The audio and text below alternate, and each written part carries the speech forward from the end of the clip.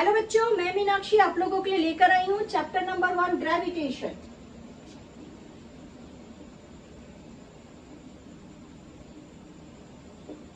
Gravitation से हमको एक ही चीज दिखाई देती है कि अर्थ जो है, ये जो अर्थ है ना, ये हमको अपनी तरफ एक फोर्स से खींच के और बांध के रखी है।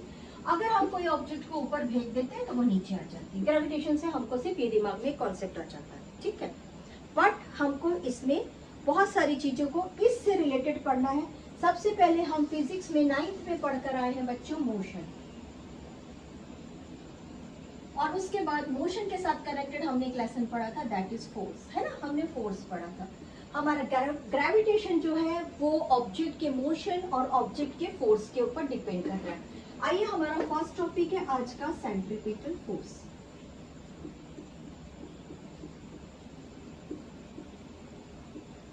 सेंट्रीपिटल फोर्स जब आपने लिखा है तब इसके साथ एक बार लिख दीजिए अपोजिट, इसका opposite force, opposite force bracket डाल लीजिए सेंट्रीफ्यूगल।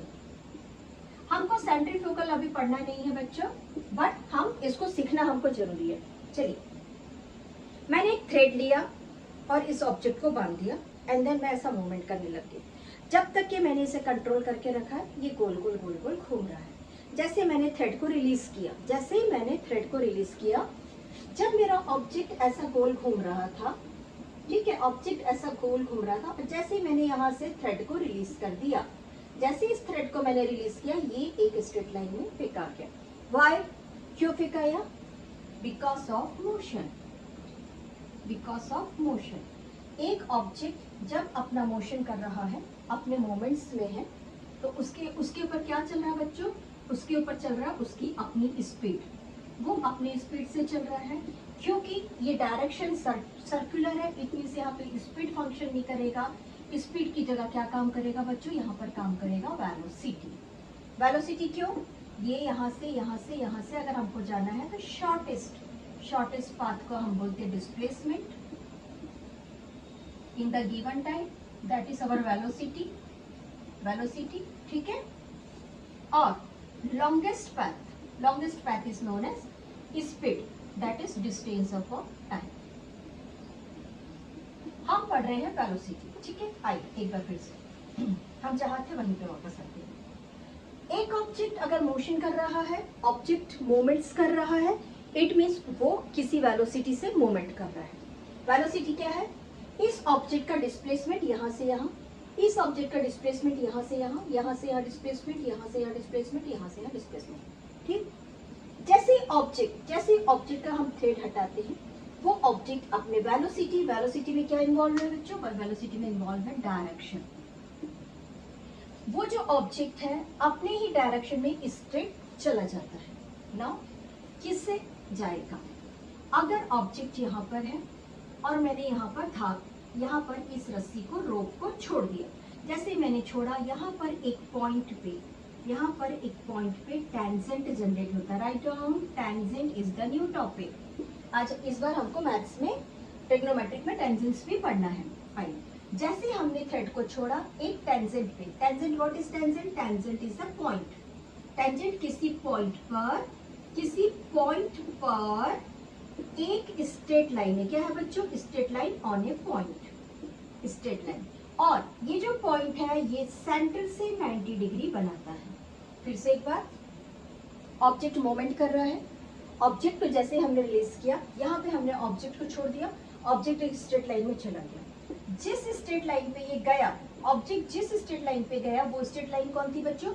वो स्ट्रेट लाइन थी उस ऑब्जेक्ट की वेलोसिटी की डायरेक्शन, और वेलोसिटी ही थी, एक्चुअली वो वेलोसिटी ही थी उस ऑब्जेक्ट की जहां से वो फेंका गया।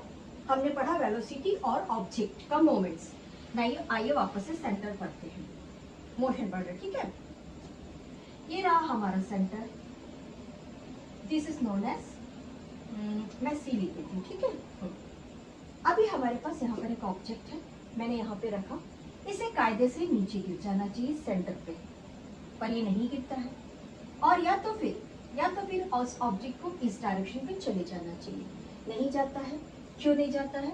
ये रहा सन, और सन की चारों तरफ घूम रही है हमारी अर्थ।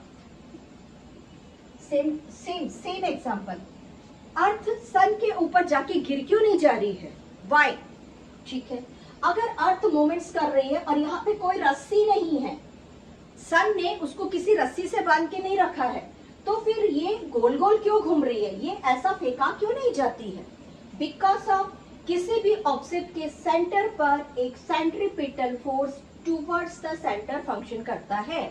वंस अगेन, किसी ऑब्जेक्ट पर अगर वो सर्कुलर मोशन कर रहा है तो सेंटर की तरफ एक फोर्स, ये ऑब्जेक्ट है बच्चों और ये रहा आपका सेंटर की तरफ एक फोर्स फंक्शन करता है जिसका नाम है centripetal force. It means object को नीचे गिर जाना चाहिए। अब तो फोर्स काम कर रहा है, बट नो, इस सेंट्रीपिटल फोर्स के अगेंस्ट पर एक इमेजिनरी फोर्स जिसे अभी तक के हमने कैलकुलेट नहीं किया है, एक सेंट्रीफ्यूगल फोर्स इसके अगेंस्ट काम करता है। ये इनवर्ट फोर्स है, ये अंदर की तरफ लग रहा है बच्चों, ये इनवर्ट फोर्स है और ये आउटवर्ट फोर्स है। यानी कि बाहर की तरफ भी एक फोर्स लग रहा है, अंदर की तरफ से भी एक फोर्स लग रहा है, इसलिए ये जो प्लेनेट है ना, ये जाके सन के अंदर नहीं गिर रहे हैं। या फिर ये जो अर्थ है, अर्थ के चारों तरफ उसका एक सैटेलाइट जिसको हम मून बोलते हैं, मून आके अर्थ पर नहीं गिर रहा है, वो बराबर किसी एलिप्स पर मूवमेंट कर रहा है। ठीक है, हमने पढ़ लिया सेंट्रीपिटल एंड सेंट्रीफ्यूगल फोर्स। अब हम पढ़ते हैं बच्चों इसकी डेफिनेशन। स्टार्ट। ये आप लोग के बुक में है बच्चों, इसका क्वेश्चन है,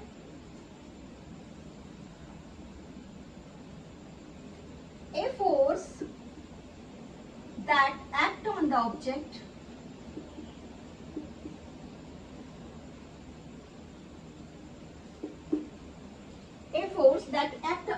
object कहां पे घूम रहा है बच्चों? Moving along the circle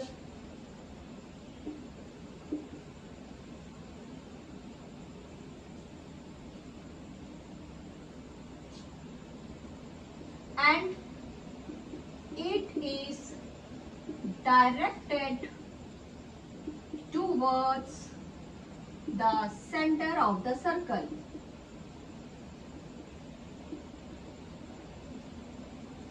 Is called centripetal force. देखिए,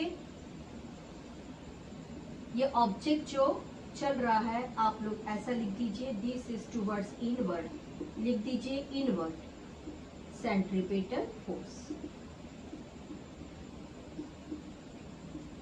ठीक, और यहां से जो आउटवर्ड लग रहा है, ऐसा बोल सकते हैं, जो आउटवर्ड लग रहा है दैट, इसको लिख दीजिए सेंट्रीफ्यूगल।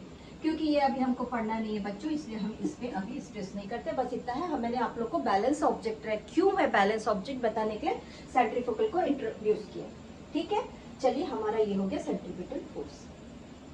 हमने एक टॉपिक कंप्लीट किया। अब हम पढ़ रहे हैं कैपलर्स लॉ।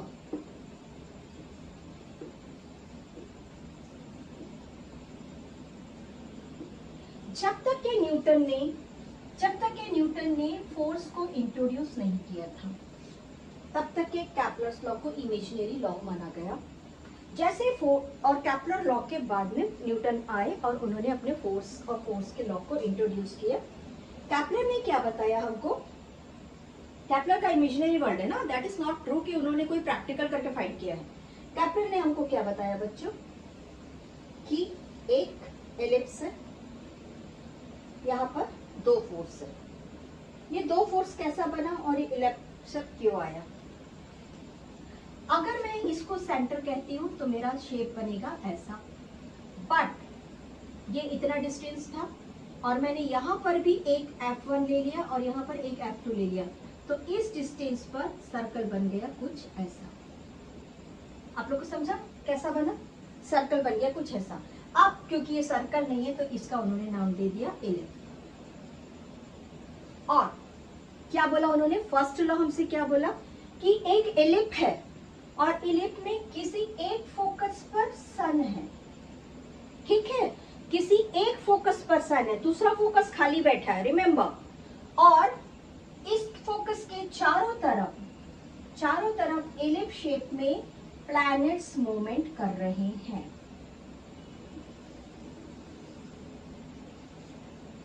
ठीक है, सन अपनी जगह पर है और किसी एक फोकस पर है, दो में से, और उसके चारों तरफ एक एलिप्स शेप है जिस पर अर्थ मूवमेंट्स कर रहा है। नाउ उन्होंने सेकंड क्या बोला बच्चों? सेकंड लॉ पे उन्होंने पहला लॉ यही बोल दिया कि भाई जो शेप है वो गोल नहीं है, एलिप्स शेप है। एलिप्स माने अंडाकार शेप है, अंडे जैसा नहीं है बट ओवल शेप है। ठीक है, चलो ओवल शेप है, हाँ ठीक। अब वो क्या बोलते हैं हमको, आ जाइए हम एक तो ट्रायंगुलर का लॉ पढ़ते हैं।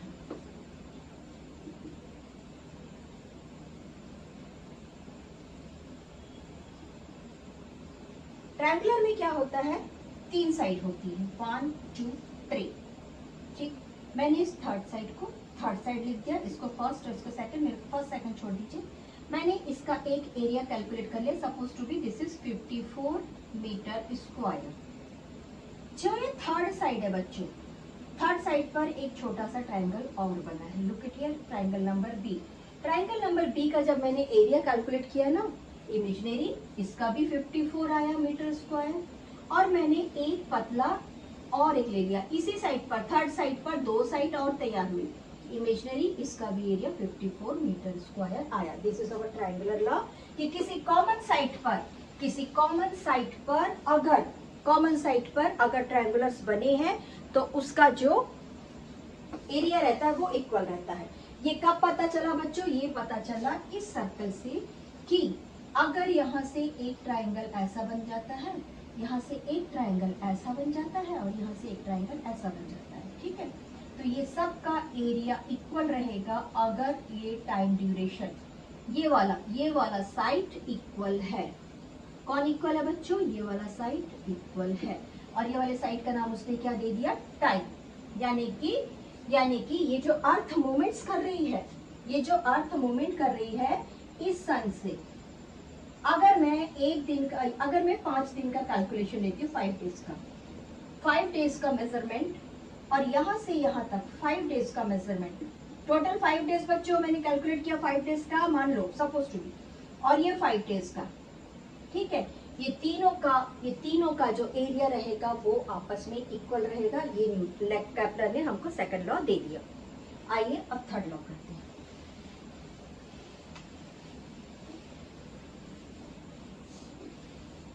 केपलर कहते हैं कि एक प्लैनेट जब एलिप्स शेप में घूम रहा है, ठीक है, हम इसको डिस्टेंस कैलकुलेट नहीं कर रहे हैं बच्चों, हम इसका टाइम कैलकुलेट कर रहे हैं। क्या कैलकुलेट कर रहे हैं? टाइम। रिमेम्बर, इसने यहां से घूमना चालू किया और इस स्पॉट पे वापस आ गया। ठीक है, हमने लिया टाइम। कहते हैं टाइम का स्क्वायर, और हमारे F1 या F2 पे जहां पर भी सन है, सन से उस प्लैनेट का distance is the cube proportional to the cube of the distance. फिर से एक बार, केपलर ने थर्ड लॉ क्या बोला कि प्लैनेट जो घूमता है, सपोज टू बी हमने इसको ले लिया टी टाइम, तो टी टाइम का जो स्क्वायर है वो, और मैंने इस डिस्टेंस को ले लिया आर या डी, तो वो उस आर के क्यूब के, यानी कि 3 times of the distance is proportional to the square of the time. Time कौन सा? यहां से एक लेकिन कंप्लीट एक सर्कुलर पाथ। ठीक है, आइए अब हम केपलर का तीनों लॉ को डिटेल्स में पढ़ते हैं विद डेफिनेशन।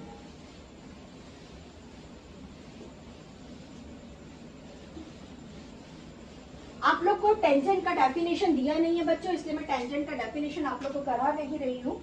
और आप लोग को एक ट्रायंगल लॉ बताया है, इसमें हम इस triangle law, look at here, this is your book. आप लोग को यहाँ पर ट्रायंगुलर लॉ बताया है। ट्रायंगुलर लॉ सेम है जो मैंने बताया है, इसमें कुछ भी हमको एडिशनल का लिखने की या एडिशनल एक्सप्लेनेशन की जरूरत नहीं है।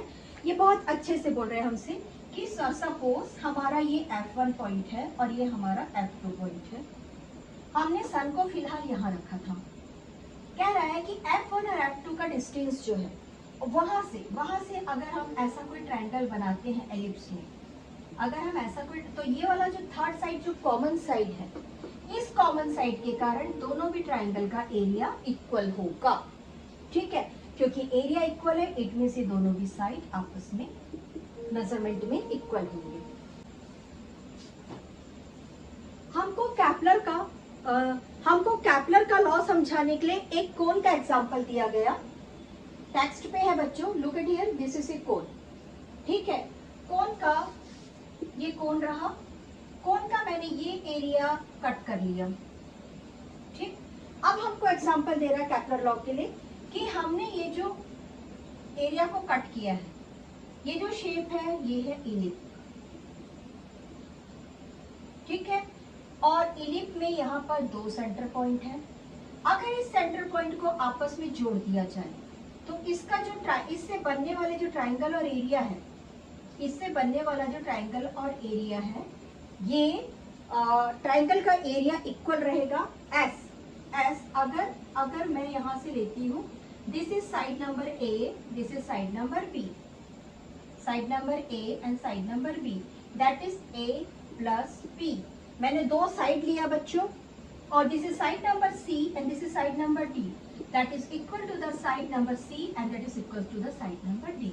सपोज मैंने यहीं से एक ट्राइंगल और बना दिया लाइक दिस, कैसा, ऐसा, और मैंने इसको रख दिया ई और एफ, तो फिर ये कह रहा है कि side E plus side F जो है वो आपस में बराबर होंगे। कैपलर ने हमको समझाने के लिए क्या बताया, कैपलर ने बोला कि एक आइसक्रीम का कोन है और उस पर एक सर्कल जो कटेगा, आइसक्रीम के कोन से जो सर्कल कटेगा वो इलिप्स होगा। आइसक्रीम के कोन से जो सर्कल कटेगा वो इलिप्स होगा, और ये F1 होगा, ये F2, दो सेंटर पॉइंट होंगे, दो फोकस पॉइंट होंगे, नॉट सेंटर पॉइंट, दो फोकस पॉइंट होंगे, जिसमें से एक फोकस पॉइंट पे सन होगा। हम पढ़ते हैं अब कैपलर का फर्स्ट लॉ। क्या बोला कैपलर ने हमारे अपने फर्स्ट लॉ में? आप लोग को इसे लिखने की जरूरत नहीं पड़ेगी बच्चों, मैं इसे जस्ट एक्सप्लेनेशन के लिख रही हूँ। कैपलर का, क्योंकि आपके बुक में लॉ काफी अच्छे से दिया हुआ है, तरीके से कर रही हूँ, है वही सेंटेंस, विथ द सन, मैंने बना दिया विथ द सन, मेरा ये रहा सन, फर्स्ट लॉ है हमारा, ठीक है। With the sun the orbit of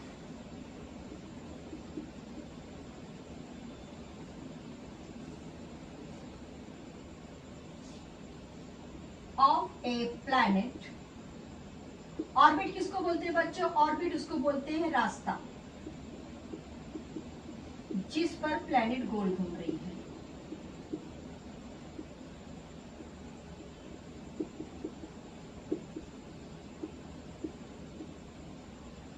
with the सन, सन के साथ यहां पे सन को रख दिया मैंने, ठीक है। The orbit of the planet is an एलिप,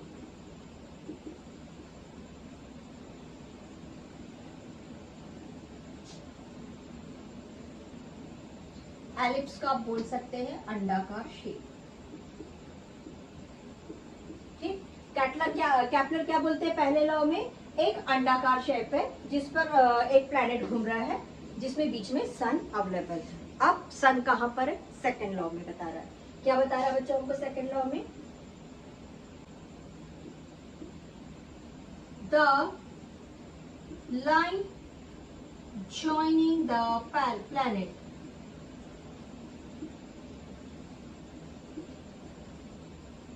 ये रहा एलिप शेप, ये रहा प्लैनेट, अभी प्लैनेट यहाँ है, अभी यहाँ पर था और ये मूवमेंट्स कर रहा है, ठीक है।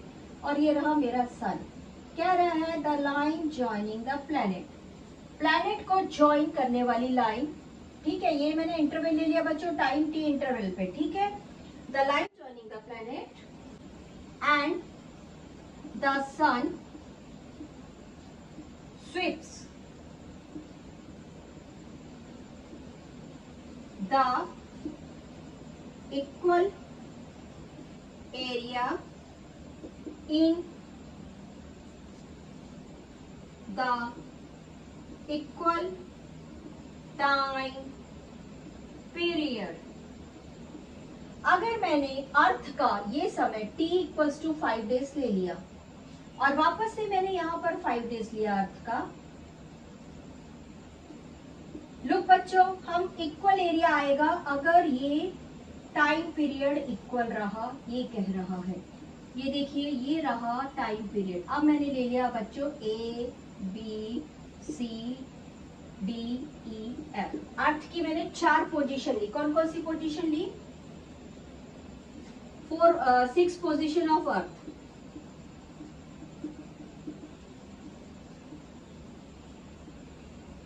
A B C D E F, ठीक है। मैंने अर्थ की ले ली बच्चों 6 पोजीशन। अब मेरे पास मिल रहा है एक ट्राइंगल ASB इक्वल्स टू दूसरा ट्राइंगल मिल रहा है मेरे पास में CDS, तीसरा ट्राइंगल मिल रहा है triangle EFS has the equal area. कब इक्वल एरिया रहेगा? With in the equal time period, with in the equal time period. Clear? आइए थर्ड पॉइंट करते हैं। आप लोग अपने बुक से ही लिखिए बच्चों, ये सारी चीजों को काफी अच्छे से एक्सप्लेनेशन दिया है और जो डार्क लेटर्स में दिया है उसी को राइट डाउन करिए। तीनों भी लॉ आप लोगों के लिए समझने के लिए एडिक्वेट है। बस आप लोग YouTube के ट्यूटर से एक हिंट लीजिए, एक क्लू लीजिए और बाकी सेल्फ अपने आप को एक्सप्लोर करिए और बहुत अच्छे से पढ़ाई करिए। आइए हमारा third law, the square of the period of revolution. Revolution गोल गोल घूमना, गोल गोल घूमना। रेवोल्यूशन चक्कर लगाना, लाइक दिस। यहां से चालू किए, यहां पहुंचे, यहां पहुंचे, यहां पहुंचे, यहां पहुंचे, यहां पहुंचे। चलिए, the square of the period. What is period? Period is the time. Write down, time equals to t। Period of revolution. अगर अर्थ यहां से घूमना चालू करती है और यहां गई, वापस से इस पॉइंट पे वापस आती है, तो हमने इसको क्या बोला बच्चों? हमने इसको बोला 1 रेवोल्यूशन। अर्थ ने एक चक्कर लगाया, अर्थ ने 1 रेवोल्यूशन किया। ठीक, the square of the period of revolution is proportional. What is proportional? Proportional आमने सामने,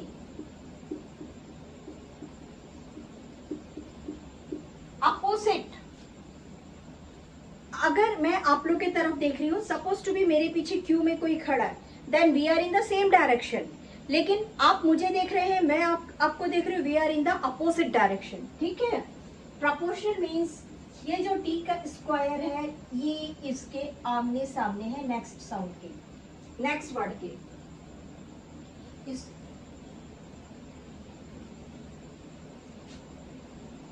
to the cube of the mean distance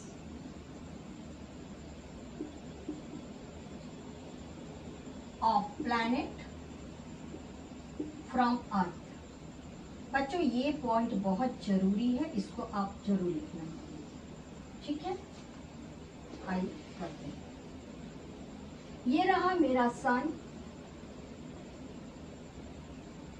sorry, from सन, ठीक है। ये रहा मेरा सन। सन का यहां से डिस्टेंस है अर्थ के साथ में। अर्थ पूरा एक चक्कर लगा के आ गए, यानी क्या कर लिया बच्चों? एक रेवोल्यूशन ले लिया उसने। और ये जो डिस्टेंस है, ये is time square is proportional to the distance of the cube. यानी एक बार इधर जाना, एक बार इधर आना और एक बार इधर जाना। 3 टाइम्स, 3 स्क्वायर्स रहेगा, 3 टाइम्स स्क्वायर रहेगा, 3 बार नहीं, 3 गुना, 3 बार और 3 गुना अलग अलग है, ठीक है। 3 टाइम्स रहेगा, जहां पे t equals to time period, where t equals to time, d equals to distance time of revolution बच्चों, time of revolution, these two distance between earth and sun, their centers हो बच्चों, their centers, सरफेस नहीं, centre से, उनके बीच से, centre से दूर distance लेते हैं हम कभी भी, ठीक है, सरफेस से नहीं लेते हैं। सरफेस किसको बोलते हैं? सरफेस इसको बोलते हैं। और हम डिस्टेंस कहाँ से ले रहे हैं? सेंटर से लेंगे, ठीक है, हाँ, फ्रॉम देयर सेंटर्स। ओके, क्या मिला हमको? T square is proportional to the D cube, और टी स्क्वायर से प्रोपोर्शनलिटी साइन हटाने के लिए हमने ले लिया K constant. Write down K equals to constant. तो what is the value of constant के?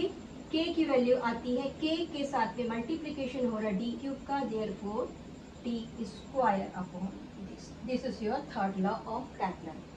अभी इसको इमेजिनरी ही रखा गया, जैसे ही न्यूटन के लॉ आते हैं इसके सारे प्रूफ मिल जाते हैं। दिस इज द फैक्ट, जैसे प्रूफ मिलते दिस इज द फैक्ट, ठीक है। सो आज का केपलर लॉ यहाँ हुआ, और अब हम नेक्स्ट पार्ट में कर रहे हैं gravitational force. Enjoying the physics, डरो नहीं, मस्त होके बनाओ, और जहाँ पे डाउट आता है, अगर मैं आपके डाउट क्लियर कर सकती हूँ देन लेट मी कमेंट कि टीचर ये इसको बता दीजिए। और अगर मैंने आप लोग को काफ़ी अच्छा एक्सप्लेन किया तो प्लीज़ एक एप्रिसिएशन, लाइक, और हो सके तो सब्सक्राइब करिए अगर आप मुझे फॉलो कर रहे हैं तो। Have a nice day.